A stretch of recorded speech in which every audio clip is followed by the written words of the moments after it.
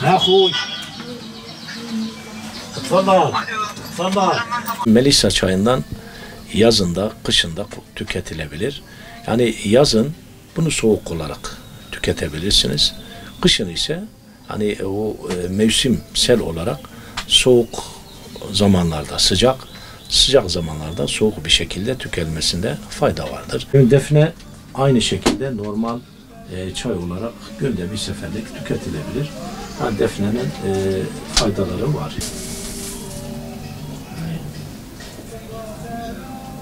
Şimdi yaz aylarında maalesef bizde bir çay tüketimi olarak geleneksel olarak çaylara olan eğilimimiz biraz azdır. Mesela bir Japonya'ya gittiğiniz zaman Japonya'da geleneksel olarak kullandıkları bir çay tipi normal siyah çay yerine şifalı bitkilerden kereviz yaprağını normal demleme yaparaktan bunu kullanırlar. Bir ayrıyeten onların geleneksel şifalı bitkilerden kullandıkları bir ginkgo biloba.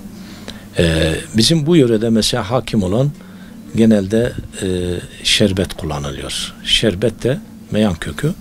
Tabii meyan kökünün kullanımı kişiden kişiye değişiyor. Yani şerbet olarak kullanılıyor ama yüksek tansiyonu, şeker hastalığı olan kişilerin kullanması mahzurludur.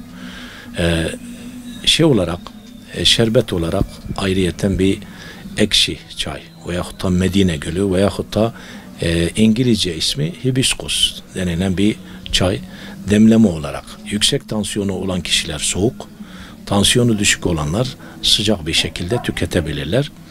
Yani bizdeki geleneksel olarak şifalı bitkilere eğilimimiz çok azdır maalesef. Yani normal yaz aylarında soğuk ve sıcak tüketeceğimiz bir sürü şifalı bitkiler mevcut. Mesela bir reyhanı hibiskusla birlikte normal demledikten sonra onu soğuk bir şekilde bir meşrubat olarak kullanabiliriz. Bir ada çayını mesela soğuk olarak tüketebiliriz. Bir ıhlamuru yalnız bunu devamlı değil de her gün değişik bir şifalı bitkiyi kullanabiliriz. Hani normal serinletici olarak şerbet, reyhan şerbeti, hibiskus şerbeti, ayrıyeten temri hindi normal soğuk olarak tüketilir. Tabii ki o soğuk olarak tüketildiği zaman mideye, ondan sonra safraya da çok mükemmel bir faydası var. Rahatlatıcı bir özelliği var. Tabii ki bunların yaz aylarında tüketilmesinde büyük bir yarar vardır. Şimdi yaz aylarında tabiatı sıcak olan meşrubatların tüketilmemesi lazım. Mesela bir zencefil. Yüksek tansiyon olan bir kişi zencefili tükettiği zaman vücut ısısını yükselttiği için Allah muhafaza kendisinde bir yüksek tansiyon varsa, eğer kendisinde bir şeker varsa onun için zararlıdır. Mesela bir yüksek tansiyon ve şekeri olan bir kişi için gene meyan kökü şerbetin tüketmesi tabii ki zararlı bir şeydir. Ama mesela bir kereviz suyu veyahut da bir maydanoz normal kür olarak kullanabilir. Onun faydası var, zarar yok. Mesela bir ada çayını tüketebilir. Ayrıyeten çay olarak tüketilmesi mesela bir normal soğuk bir şekilde demlendikten sonra soğuk bir şekilde bir dağ kekiğinin suyu içilebilir. Hani o çay olarak tüketilir.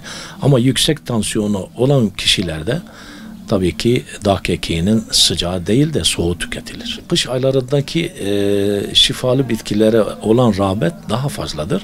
Ama yöresel olarak en çok tüketilen mesela bir meyan şerbetidir veyahut da bir reyhan şerbetidir. Tabii ki bunları kullanan kişiler tabii dikkatli olması lazım ki onlar da kendi sıhhatlerine zarar verecek, kendilerinde bir hastalık varsa o hastalıklara zarar verecek şeylerden kendilerine imtina etmeleri lazımdır.